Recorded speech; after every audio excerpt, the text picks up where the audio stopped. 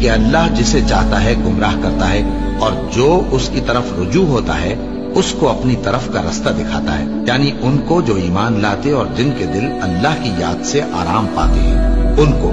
اور سن رکھو کہ اللہ کی یاد سے ہی دل آرام پاتے ہیں۔ جو لوگ ایمان لائے اور عمل نیک کیے ان کے لیے خوشحالی اور عمدہ ٹھکانہ ہے۔ اور اگر شیطان کی طرف سے تمہارے دل میں کسی طرح کا وسوسہ پیدا ہو تو اللہ سے پناہ مانگو، بے شک وہ سننے والا ہے، سب کچھ جاننے والا ہے۔ جو لوگ پرہیزگار ہیں جب ان کو شیطان کی طرف سے کوئی وسوسہ پیدا ہوتا ہے تو چونک پڑتے ہیں اور دل کی آنکھیں کھول کر دیکھنے لگتے ہیں، اور جب قرآن پڑھا جائے تو توجہ سے سنا کرو اور خاموش رہا کرو تاکہ تم پر رحم کیا جائے، اور اپنے پروردگار کو دل ہی دل میں عاجزی اور خوف سے اور پست آواز سے صبح و شام یاد کرتے رہو، اور دیکھنا غافل نہ ہونا۔ پھر جب تم یہ نماز تمام کر چکو تو کھڑے اور بیٹھے اور لیٹے ہر حالت میں اللہ کو یاد کرو۔ پھر جب تم مطمئن ہو جاؤ تو پورے آداب کے ساتھ نماز پڑھو۔ بے شک نماز کا مومنوں پر اوقات مقررہ میں ادا کرنا فرض ہے۔ مسلمانوں، نجات نہ تو تمہاری آرزوؤں پر ہے اور نہ اہل کتاب کی آرزوؤں پر۔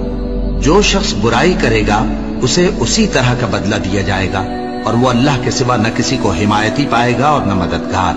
اور جو کوئی رحمان کی یاد سے آنکھیں بند کر لے یعنی تغافل کرے، ہم اس پر ایک شیطان مقرر کر دیتے ہیں تو وہ اس کا ساتھی ہو جاتا ہے، اور یہ شیطان ان کو رستے سے روکتے رہتے ہیں اور وہ سمجھتے ہیں کہ وہ سیدھے رستے پر ہیں، یہاں تک کہ جب وہ ہمارے پاس آئے گا تو اس شیطان سے کہے گا کہ اے کاش مجھ میں اور تجھ میں مشرق و مغرب کا فاصلہ ہوتا، تو برا ساتھی ہے۔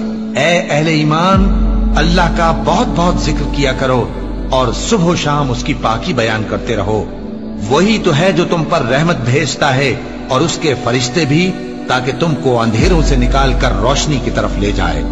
اور اللہ مومنوں پر مہربان ہے۔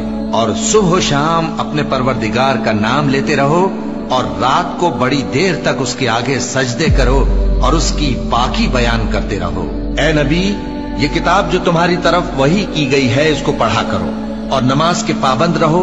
کچھ شک نہیں کہ نماز بے حیائی اور بری باتوں سے روکتی ہے، اور اللہ کا ذکر سب سے بڑا ہے، اور جو کچھ تم کرتے ہو اللہ اسے جانتا ہے۔